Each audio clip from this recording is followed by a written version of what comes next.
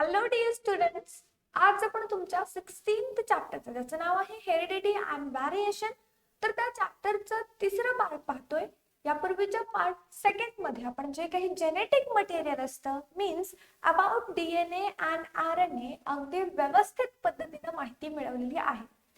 आजच्या या third part मध्ये आपण मेंडल प्रिन्सिपल ऑफ हेरिडिटी पाहणार आहोत. त्यामध्ये महत्त्वाचं म्हणजे आपण फर्स्टली मोनोहायब्रिड क्रॉस कशा पद्धतीने काढायचा किंवा मोनोहायब्रिड क्रॉस काय असतो हे जाणून घेऊ आणि त्यानंतर मग आपण डायहायब्रिड क्रॉस कडे वळूया. Okay guys, let's start. सुरुवातीला बघा मेंडल कोण होते किंवा मग त्यांनी काय काय सांगितलं, त्यांची प्रिन्सिपल्स काय आहेत हेरिडिटीची. Firstly, genetic material is transferred in equal quantity from parents to progeny. जे काही जेनेटिक मटेरियल असतं ते इक्वल क्वांटिटी मध्ये त्यांच्या पॅरेंट्स कडून त्यांच्या पुढच्या जनरेशन कडे ट्रान्सफर केलं जातं. नाव जेनेटिक मटेरियल मध्ये काय येतं? Mostly DNA. तर जे काही डीएनए ते त्यांच्या पॅरेंट्स कडून त्यांच्या मुलांकडे त्यांच्या चाइल्ड कडे येतात. Secondly, principles of heredity are based upon these facts. आणि हेरिडिटीचे जे काही प्रिन्सिपल्स आहेत ते या फॅक्ट वरती अवलंबून आहेत. Which are they? Firstly, if both the parents make equal contribution to inheritance of characters, which characters will appear in the progeny. आता दोन पॅरेंट्स आहेत. सेक्शुअल रिप्रोडक्शन मध्ये दोन पॅरेंट्स असतात, फिमेल अँड मेल. मग त्या दोघांचं एकाच कॅरेक्टरच्या बाबतीमध्ये इक्वल इनहेरिटन्स आहे. म्हणजे दोघेही टॉल आहेत. म्हणजे जे काही मदर आहे त्या चाइल्डची, त्या ऑफस्प्रिंगची, ती टॉल आहे, त्याचे फादर ही टॉल आहे आणि त्यांनी जे काही इनहेरिटन्स केलं ते सुद्धा टॉल आहे. तर त्यांची जी काही प्रोजेनी आहे तर ती प्रोजेनी काय असणार, त्यांची पुढची पिढी काय असणार हे आपल्याला या ठिकाणी विचारण्यात आलेलं आहे. मग आपण त्यांचे कॅरेक्टर घेऊ and we will discuss about in detail. Mendel carried out research in this direction and put forth the principles of heredity responsible for such inheritance. मेंडलने काय केलं तर या विषयावरती या सायंटिस्टनी खूप रिसर्च केला, म्हणजे अहोरात्र कष्ट केले, खूपसा अभ्यास केला आणि मग त्यांनी मांडलं एका डायरेक्शन मध्ये. त्यांनी काय केलं तर हेरिडिटीचे जे काही प्रिन्सिपल्स आहेत तर ते प्रिन्सिपल्स त्यांनी मांडले आणि त्यांनी असे प्रिन्सिपल्स मांडले जे की फक्त आणि फक्त इनहेरिटन्स साठीच रेस्पॉन्सिबल असतात. Next point, the experiments performed by Mendel almost a century ago are quite astonishing. म्हणजे हे जे काही मेंडेलने केलेले प्रयोग आहेत ते एक शतकापूर्वी, जवळपास 100 वर्षापूर्वी, आजपासून 100 वर्षापूर्वी मेंडेल यांनी वेगवेगळे प्रयोग केले होते आणि ते प्रयोग खरंच आश्चर्यचकित करणारे होते, नवीन खुलासा करणारे होते, नवीन माहिती देणारे होते. All the Mendel's experiments were based upon the visible characteristics of pea plant, which is known as, or botanical name of the pea plant is Pisum sativum. तर मेंडेलचे जे काही एक्सपेरिमेंट्स होते, त्यांनी केलेले जे काही प्रयोग होते ते सर्व प्रयोग त्यांच्या विजिबल कॅरेक्टर्स वरती होते. म्हणजे त्या प्लांटच्या बॉडीवरती जे काही कॅरेक्टर्स अपीअर होतात, आपल्याला सहज उघड्या डोळ्यांनी दिसतात, त्याच्यावरती केले होते. आणि कशावरती केला त्यांनी हा प्रयोग? त्यांनी हा प्रयोग पी प्लांट मीन्स पायसम सटायवम याच्यावरती केला. त्याचं बॉटॅनिकल नेम आहे पी प्लांटचा पायसम सटायवम. बऱ्याचशा वेळेला एमसीक्यू साठी, फिल इन द ब्लँक साठी असा प्रश्न विचारला जाऊ शकतो. Write down the name of the pea plant और बॉटॅनिकल नेम और which of the following is the botanical name of the pea plant, आणि तुम्हाला त्या ठिकाणी ऑप्शन्स दिले जाऊ शकतात. सो लक्षात ठेवा पी प्लांटचं बॉटॅनिकल नेम आहे पायसम सटायवम. त्यानंतर आपण थोडंसं पुढे सरकूया आता. Okay, see here these characteristics are as follows. आता मेंडेल यांनी पी प्लांट मधले कोणते कोणते कॅरेक्टर्स कन्सिडर केले हे आपण जाणून घेऊ. सी हियर, पहिल्यांदा त्यांनी shape of the seed consider केला. जे काही बिया आहे तर त्या बियांचा आकार त्यांनी कन्सिडर केला. त्याच्यापैकी काही डॉमिनंट होती, काही रेसेसिव्ह होती. आता डॉमिनंट म्हणजे काय तर जे कॅरेक्टर्स त्या प्रोजेनी मध्ये दिसत आहेत, त्यांच्या बॉडीवरती अपीअर होत आहेत त्यांनाच आपण डॉमिनंट असं म्हणतो. आणि रेसेसिव्ह म्हणजे काय, तर त्यांच्या बॉडीमध्ये ते गुणधर्म आहेत पण ते आपल्याला दिसत नाहीत, ते अपियर होत नाहीत, त्यांना आपण रेसेसिव्ह असं म्हणतो. नाव shape of the seed that is round. Dominant character आहे राऊंड आणि रेसेसिव्ह कॅरेक्टर आहे रिंकल. त्यानंतर colour of seed yellow and green. Colour of flower purple and white. Shape of pod म्हणजे जी काही शेंग आहे, वाटाण्याची शेंग आहे, तर तिचा आकार कसा आहे, इन्फ्लॅटेड आहे, कन्स्ट्रिक्टेड आहे. कलर ऑफ पॉड ग्रीन आहे, येलो आहे. त्यानंतर position of flower auxiliary terminal आहे. ॲक्झिल वरती फ्लावर येतात की टोकाला फ्लावर येतात. आणि lastly height of plant tall and dwarf. खूप उंच आहेत आणि खूप शॉर्ट आहेत. असे 7 कॅरेक्टर्स मेंडल यांनी कन्सिडर केले आणि मग त्यानंतर त्याच्यावरती त्यांनी एक्सपेरिमेंट्स करायला सुरुवात केली. फर्स्टली त्यांनी एक कॅरेक्टर घेऊन एक्सपेरिमेंट केला, त्याला आपण मोनोहायब्रिड क्रॉस म्हणून ओळखतो किंवा मोनोहायब्रिड क्रॉस म्हणून आपण त्याच्याकडे पाहतो. त्यानंतर मात्र मेंडेल यांनी 2 कॅरेक्टर्स घेतले आणि ते 2 कॅरेक्टर्स घेऊन त्यांनी तो एक्सपेरिमेंट केला. आणि महत्त्वाची गोष्ट म्हणजे त्यांनी जेवढे काही एक्सपेरिमेंट्स केले तेवढे सर्व एक्सपेरिमेंट्स सक्सेसफुल ठरले आणि तिथेच आपल्या जेनेटिक्सची पायाभरणी झाली. आता आपण थोडं आणखी पुढे सरकू, थोडंसं पुढे जाऊ. See here an introduction to scientist. जे काही सायंटिस्ट आहेत तर त्यांचं इंट्रोडक्शन, त्यांची ओळख. आता हे ग्रीगर जॉन मेंडेल होते तरी कोण, लक्षात घ्या.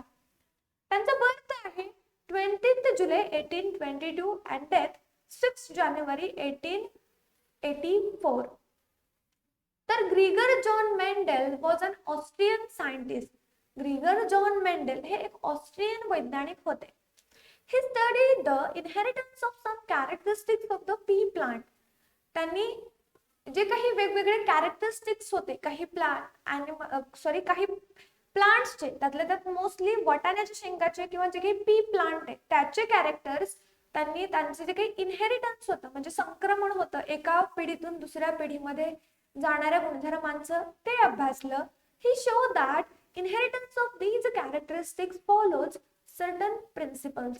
त्यांनी काय दाखवलं की काही जे काही कॅरेक्टर्स आहेत तर ते कॅरेक्टर्स खालील गुणधर्म दाखवतात. लाटर these principles become popular by his name. आणि हे प्रिन्सिपल नंतर त्यांच्याच नावाने खूप प्रसिद्ध झाली. Mendel's work was recognized only in the 20th century.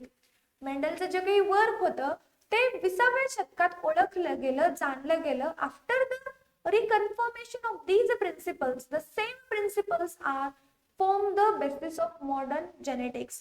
आणि जेव्हा लोकांना हे प्रिन्सिपल्स लक्षात यायला लागले, त्यांना ह्या प्रिन्सिपल्सचं महत्त्व समजलं, तर तेच प्रिन्सिपल आज मॉडर्न जेनेटिक्सचा पायाभरणी आहेत. तेच प्रिन्सिपल्स आज मॉडर्न जेनेटिक्सचे मूलभूत असे घटक आहेत.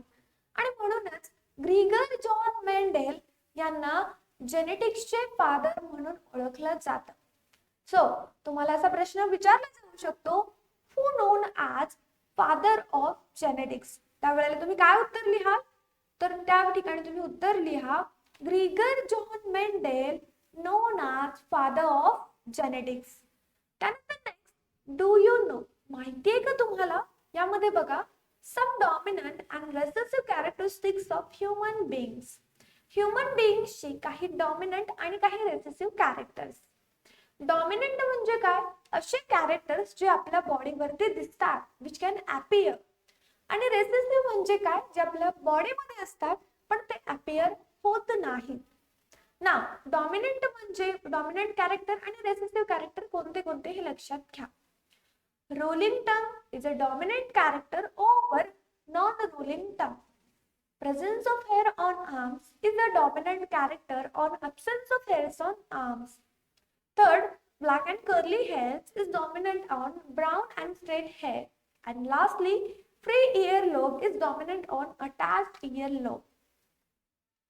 त्यानंतर पुढे बघा मोनोहायब्रिड क्रॉस. ना what is mean by monohybrid cross. Monohybrid cross काय हे आपण जाणून घेऊ.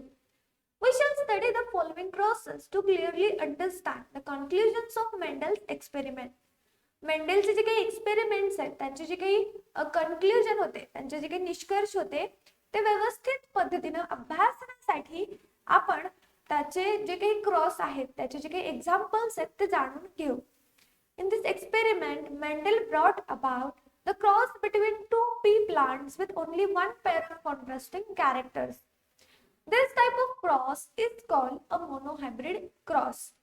मेंडेल यांनी काय केलं तर त्यांनी दोन पी प्लांट मध्ये क्रॉस केला आणि त्याच्यामधला फक्त एकच गुणधर्म त्या ठिकाणी त्यांनी कन्सिडर केला आणि हा जो काही क्रॉसचा टाइप आहे त्यालाच आपण मोनोहायब्रिड क्रॉस असं म्हणतो. काय म्हणतो आपण? Monohybrid cross. त्यानंतर पुढे बघा, so as to study the monohybrid ratio, let us consider the characteristics plant height with a pair of contrasting characteristics tall plant and dwarf plant. तर आता हा मोनोहायब्रिड रेशियो लक्षात घेण्यासाठी आपण आता काय करूया, आपण आता जे काही प्लांट हाईट आहे त्याचे जे काही गुणधर्म आहेत ते आपण व्यवस्थित पद्धतीनं अभ्यासूया आणि त्याचे जे काही कॉन्ट्रास्टिंग पेअर आहेत तर त्या कॉन्ट्रास्टिंग पेअरचे कॅरेक्टरिस्टिक्स आपण कन्सिडर करूया हाईटचं, त्यातल्या त्यात कोणतं? Tall plant and dwarf plant यांचं. यामध्ये बघा, firstly parental generation P1, tall pea plant and dwarf pea plant were used in this cross. पहिल्यांदा आपण पॅरेंटल जनरेशनचं क्रॉस करतोय, म्हणजे एक टॉल प्लांट आणि एक डॉर्फ प्लांट आपण घेतोय आणि त्यांचं क्रॉसिंग करतोय फक्त एक कॅरेक्टर कन्सिडर करून, दॅट इज त्यांची height. Then Mendel referred to the tall and dwarf plants as dominant and recessive respectively. मेंडेलने काय रेफर केलं की एक टॉल प्लांट आणि डॉर्फ प्लांट याच्यापैकी एक डॉमिनंट कॅरेक्टर असणार आणि एक रेसेसिव्ह कॅरेक्टर असणार. आता डॉमिनंट कोण असेल? Which will be stronger. तर असा कॅरेक्टर जो दुसऱ्या कॅरेक्टरला सप्रेस करतोय, तो त्याला काय करतोय? तू आतमध्ये जा, मी वरी येतो असं करतोय. आपल्याकडे म्हणलं जातं की एखाद्या व्यक्तीला तू खाली ओढतोय आणि आपण स्वतः वर जातोय, तशा पद्धतीचं काम डॉमिनंट कॅरेक्टरचं असतं.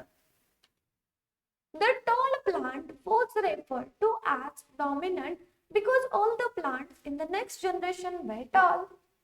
तर जो काही टॉल प्लांट आहे त्याला डॉमिनंट म्हणतो आपण. कारण काय? कारण पुढच्या जनरेशन मधले सर्वच्या सर्व प्लांट्स हे टॉल आहेत. The dwarf plant was referred to as recessive because these characteristics did not appear in next generation at all. तर जे काही डॉर्फ प्लांट्स आहेत तर ते रेसेसिव्ह म्हणून ओळखले जातात कारण त्यांचे जे काही गुणधर्म आहेत ते नेक्स्ट जनरेशन मध्ये आपल्याला आढळलेच नाही, ते आपल्याला पाहायलाच मिळाले नाहीत. This experiment has been present by the Punnett square method as shown below. आणि हा जो काही प्रयोग आहे तो आपण पुनेट स्क्वेअर मेथडने दाखवतो. आता पुनेट स्क्वेअर काय? So Punnett square is a square in which in detail we cross the dominant and recessive characters of a plant or a organism. आता पुनेट स्क्वेअर कशा पद्धतीचे आहे तुम्हाला स्क्रीन वरती पाहायला मिळेल. You can see here. Okay, या ठिकाणी बघा, तर मेंडलचा जो काही एक्सपेरिमेंट आहे मोनोहायब्रिड क्रॉसचा, आता या मोनोहायब्रिड क्रॉस वरती जवळपास 3 ते 5 मार्काचा प्रश्न पडू शकतो. तुम्हाला असा प्रश्न पडू शकतो, explain the monohybrid cross of Mendel, किंवा मग explain Mendel experiment of monohybrid cross. त्या ठिकाणी तुम्हाला सुरुवातीला इंट्रोडक्शन मध्ये लिहावं लागेल की आपण मोनोहायब्रिड क्रॉस काय याची डेफिनेशन, त्यानंतर मोनोहायब्रिड क्रॉस आपण कशा पद्धतीने घडवून आणला ते, आणि मग हा जो काही तुम्हाला या ठिकाणी पुनेट स्क्वेअर दिसतोय, हा जो काही तुम्हाला भाग दिसतोय, तो ओव्हरऑल भाग तुम्हाला त्या ठिकाणी आन्सर मध्ये व्यवस्थित पद्धतीने रिप्रेझेंट करावं लागेल. त्याच वेळेला तुम्हाला त्या ठिकाणी बरोबर अप्रोप्रिएट असे मार्क्स मिळतील. ओके, आता हा जो काही भाग आपल्याला दिलेला आहे पुनेट स्क्वेअरचा तो आपण समजून घेऊया. पहिल्यांदा पॅरेंटल जनरेशन P1, फिनोटाइप. आता Fino means external type. Externally कसे दिसत आहेत जे आपण कॅरेक्टर कन्सिडर करतोय ते प्लांट्स.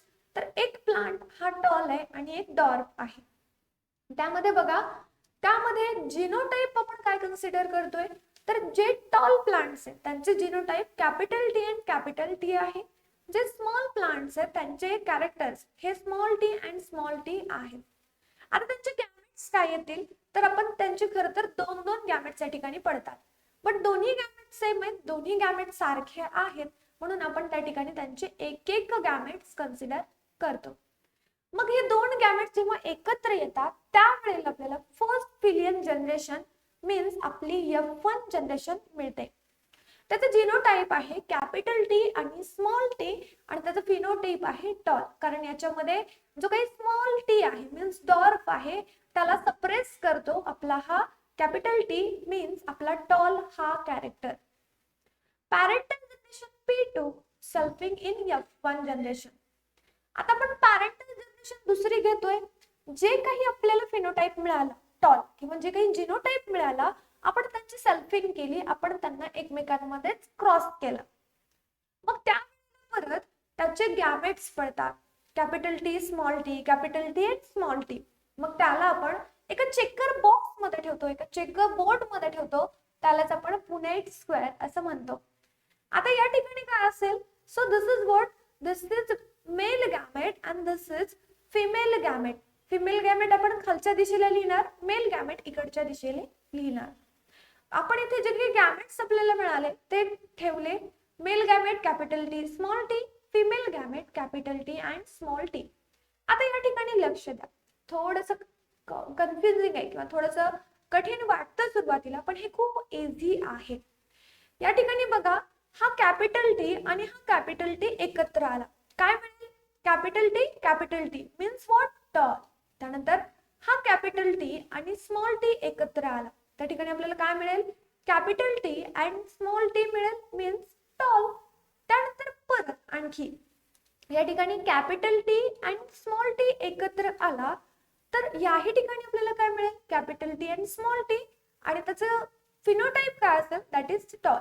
आणि त्यानंतर लास्टली स्मॉल टी आणि स्मॉल टी एकत्र आला, तर त्याचा जो काही फिनोटाइप आहे तो असेल small T and small T, आणि त्याचा जिनोटाइप असेल डॉग. डॉग म्हणजे काय, तर बुटका. तर अशा पद्धतीने क्रॉसिंग म्हणा, सेल्फिंग, मग phenotype, genotype, gametes, first filial generation, मग त्यांचं क्रॉसिंग, मग सेकंड फिलियल जनरेशन असं लिहायचं असतं. त्याच वेळेला तुम्हाला बरोबर मार्क्स मिळतील, अन्यथा त्या ठिकाणी तुमचे मार्क्स कट होतील. ओके, एवढा भाग क्लिअर झाला तुम्हाला. खूप महत्वाचा भाग आहे, थोडा सुद्धा इग्नोर केला तर काहीच समजणार नाही. ओके, त्यानंतर पुढे बघा, depending upon, okay, next point, depending upon these observations Mendel proposed that the factors responsible for the inheritance of characters are present in pairs. आता या सर्व निरीक्षणावरून मेंडेल यांनी काय सांगितलं, तर मेंडेल यांनी सांगितलं की इनहेरिटन्स साठी जे काही कॅरेक्टर्स आहेत त्या कॅरेक्टरच्या इनहेरिटन्स साठी काही फॅक्टर्स प्रेझेंट आहेत, आणि ते फॅक्टर्स जोड्यांनी प्रेझेंट असतात, पेअर मध्ये प्रेझेंट असतात. Today we refer to these factors as gene, आणि आपण त्याच फॅक्टर्सला आज जीन्स म्हणून ओळखतो. त्यावेळेला मेंडेल यांना नाव देता आलं नाही किंवा त्यांनी फॅक्टर असंच नाव त्या ठिकाणी दिलं. Dominant genes are denoted by capital letters whereas recessive genes are denoted by small letters. जे काही डॉमिनंट जीन्स असतात, जे जीन्स अपीअरन्स वर दिसतात, तर ते जीन्स आपण कॅपिटल लेटर्सने डिनोट केले. या उलट जे जीन्स स्मॉल लेटर्स, जे जीन्स रेसेसिव्ह असतात, तर त्यांना आपण स्मॉल लेटर्सने डिनोट करतो. As the genes are present in pairs, tall plants are denoted by capital T and dwarf plants are denoted by small t. आपण आताच सांगितलं की इनहेरिटन्सचे जे काही कॅरेक्टर्स आहेत ती जोड्यांनी प्रेझेंट असतात. मग आपण उदाहरणामध्ये टॉल प्लांट्स घेतले, टॉल प्लांट्सला आपण कॅपिटल टी असं डिनोट करतो, आणि डॉर्फ प्लांट्सला आपण स्मॉल टी असं डिनोट करतो. ड्युरिंग गॅमेटोजेनेसिस म्हणजे ज्या वेळेला गॅमेट्स तयार होतात, गॅमेट्सची प्रोसेस होते, त्यालाच आपण गॅमेटोजेनेसिस असं म्हणतो.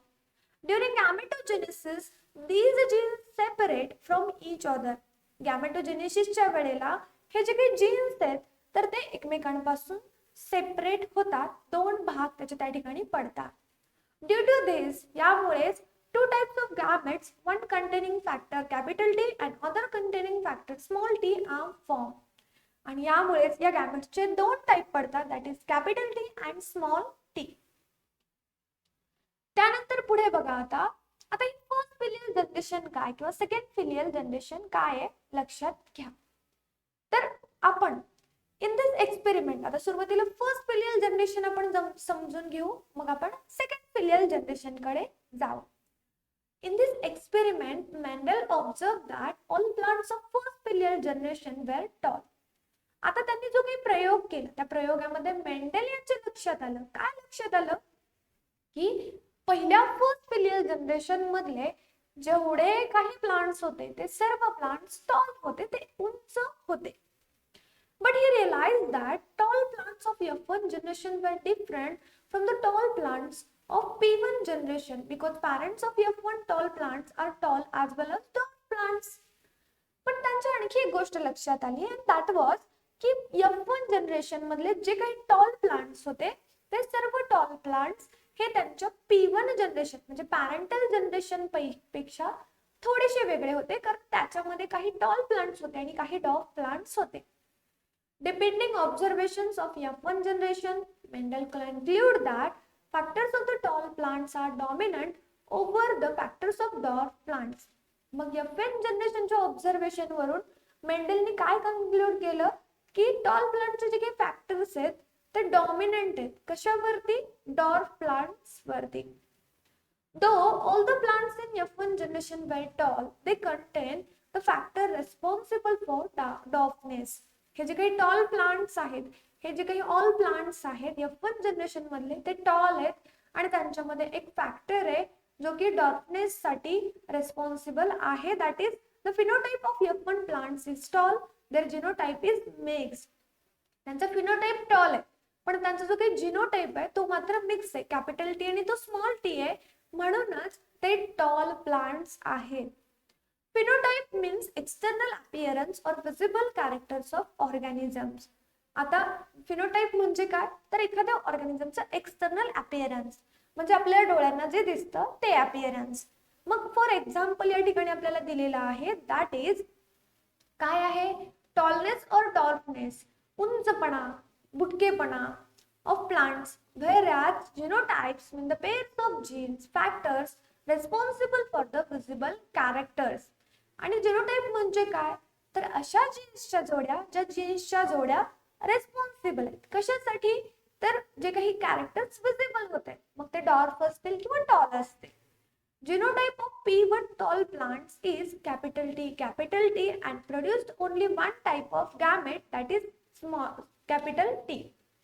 आता P1 पॅरेंट आहे, टॉल आहे, मग त्याला आपण कॅपिटल टी ने दर्शवतो आणि त्याचा एकच गॅमेट त्या ठिकाणी होतो, that is capital T. Genotype of F1 tall plants is capital T small t and it produces two types of gametes, capital T and small t. F1 पॅरेंटचा जो काही जीनोटाइप F1 जनरेशनचा जो काही जीनोटाइप आहे ते tall plants आहेत आणि त्यांचा genotype आहे कॅपिटल टी आणि स्मॉल टी आणि ते दोन प्रकारचे गॅमेट्स त्या ठिकाणी तयार करतात, capital T आणि small t. Thus, based on this, we can say that in case of tall plants of F1 and P1 generation, though they showed similar phenotype, their genotypes are different. आता F1 generation किंवा parental generation जरी same characters दाखवत असली, phenotype same दाखवत आहेत, काय की ते टॉल आहेत, पण त्यांचं जीनोटाइप मात्र डिफरंट आहे, कारण P1 जनरेशन म्हणजे पॅरेंटल जनरेशन ही कॅपिटल टी आहे जीनोटाइप आहे, तर F1 जनरेशनचे जे काही जीनोटाइप आहे ती कॅपिटल टी आणि स्मॉल टी आहे. त्यानंतर पुढे बघा, Mendel further continued this experiment and brought about self fertilization in F1 plants from which a second filial generation was produced. मग मेंडेल यांनी हा प्रयोग पुन्हा पुढे चालवला आणि त्यांनी F1 जनरेशन मध्ये सेल्फ क्रॉस घडवून आणला, म्हणजे त्यामधले जे काही प्लांट्स होते त्यांचाच त्यांच्याशी क्रॉस केला आणि त्यावेळेला आपल्याला मिळाली ती second filial generation means F2 generation. आता F2 जनरेशन काय म्हणते बघा, in the second filial generation both that is tall and dwarf types of plants appeared. आता या सेकंड फिलियल जनरेशन मध्ये दोन्ही प्रकारचे प्लांट्स आपल्याला पाहायला मिळाले, मग ते टॉल असतील किंवा शॉर्ट असतील. According to the data collected by Mendel, out of 929 pea plants, 705 were tall, 2 to 4 were short. Thus, the phenotypic ratio of these plants is 3:1. म्हणजे 4 प्लांट्स पैकी 3 प्लांट्स हे टॉल होते, एक डॉर्फ होता according to genotypic ratio, phenotypic ratio नुसार. म्हणजे फिनोटाइपिकली ते काय दिसायचे, 3 टॉल दिसायचे, एक डॉर्फ दिसायचा. बट आपण जिनोटाइपचा जर विचार केला, that was first 1:2:1, that is 1 means capital T. Second, capital T, small t, there are these also tall, and lastly 1 means small t, which is known as dwarf. Thus, it can be inferred that in the F2 generation, phenotypically there are 2 types of plants, whereas genotypically there are 3 types. These types are shown in the following table. आणि हे जे काही types आहेत ते या ठिकाणी दाखवलेले आहेत. F2 जनरेशन मध्ये प्युअर डॉमिनंट आहेत, capital T, all tall plants आहेत, होमोझायगस आहेत, म्हणजे सेम टाइपचे जे काही झायगोट आहेत, सेम टाइपचे जे काही गॅमेट्स आहेत ते त्या ठिकाणी आहेत. त्यानंतर सेकंड फिलियल जनरेशन हे प्युअर रेसेसिव्ह आहे, स्मॉल टी डॉर्फ प्लांट्स आहेत. This is also homozygous. And lastly, F2 hybrid plants त्या ठिकाणी आहेत, tall plants, capital T, small t, which is known as heterozygous, कारण त्या ठिकाणी 2 वेगवेगळे गॅमेट्स प्रोड्यूस होतात, capital T and small t. आता त्यानंतर आता फर्स्ट जे काही होता एक्सपेरिमेंट, दॅट इज मोनोहायब्रिड क्रॉसचा एक्सपेरिमेंट, तो या ठिकाणी संपतो. But we will see again further about dihybrid cross.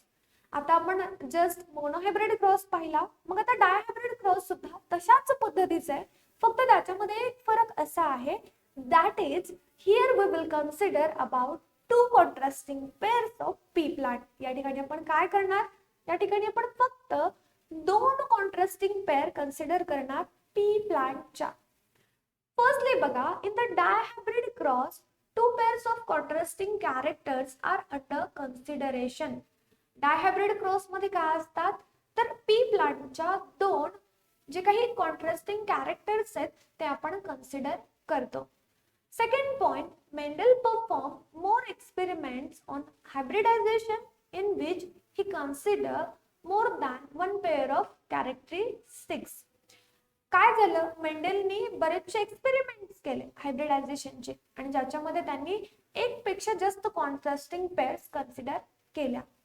He brought about cross between pea plant producing round and yellow colored seeds and pea plant with wrinkled and green colored seeds. आता तो काय झालं, तर त्यांनी ज्या पद्धतीने सुरुवातीला monohybrid cross मध्ये टॉल आणि डॉर्फ मध्ये क्रॉस घडवून आणला होता, तशाच पद्धतीने yellow colour seeds with round shape, त्यांचा शेप कसा आहे राऊंड आणि कलर कसा आहे येलो. त्याचबरोबर दुसरे कसे सीड्स आहेत, तर रिंकल आहेत, थोडेसे सुरकुत्या पडलेले सीड्स आहेत, आणि ते ग्रीन कलरचे सीड्स आहेत, यांची क्रॉसिंग केली. आणि in this cross 2 pairs of contrasting characteristics were considered, colour of seeds and shape of seed. तर यामध्ये 2 कॉन्ट्रास्टिंग पेअरचे जे काही कॅरेक्टर्स होते ते त्यांनी कन्सिडर केले ॲज शेप, त्याचा आकार, त्याचे सीड्स, आणि यालाच आपण डायहायब्रिड क्रॉस म्हणून ओळखतो. काय म्हणून ओळखतो, तर डायहायब्रिड क्रॉस म्हणून ओळखतो. आता याची पॅरेंटल जनरेशन P1 काय असेल, so here Mendel select the P plants producing round yellow seeds and wrinkled green seeds as shown in the chart. You can see here. आता या ठिकाणी बघा, आपण फिनोटाइप काय घेतला, राउंड येलो सीड्स, रिंकल येलो सीड्स. आता त्यांचे जिनोटाइप, कॅपिटल आर राउंड साठी, येलो साठी कॅपिटल वाय, रिंकल साठी स्मॉल आर, आणि ग्रीन साठी स्मॉल वाय. आता त्यांचे गॅमेट्स, या दोघांपैकी एक गॅमेट येईल आर, या दोघांपैकी एक, या दोघांपैकी एक, आणि या दोघांपैकी एक. सो फर्स्ट फिलियल जनरेशन येईल capital R, capital Y, small Y. Phenotype असेल राउंड येलो सीड्स. आता आपण त्यांची सेल्फिंग केली, त्यांची क्रॉसिंग केली. In that case there will be 8 gametes, त्या ठिकाणी 8 गॅमेट प्रोड्यूस होतील.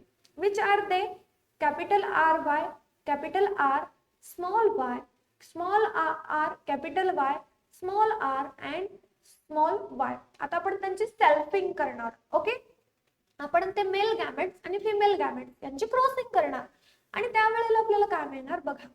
So here capital R capital Y, त्या ठिकाणी कॅपिटल आर बाय वाय अशा पद्धतीने आपण ज्या पद्धतीने फर्स्ट जनरेशन मध्ये म्हणजे मोनोहायब्रिड क्रॉस मध्ये ज्या ज्या पद्धतीने क्रॉसिंग केली होती, या दोघांची क्रॉसिंग, परत या दोघांची क्रॉसिंग, या दोघांची क्रॉसिंग, अशी क्रॉसिंग ओव्हर आपण त्या ठिकाणी करणार आहोत आणि त्यातून आपल्याला मिळेल तो पुनेट स्क्वेअर.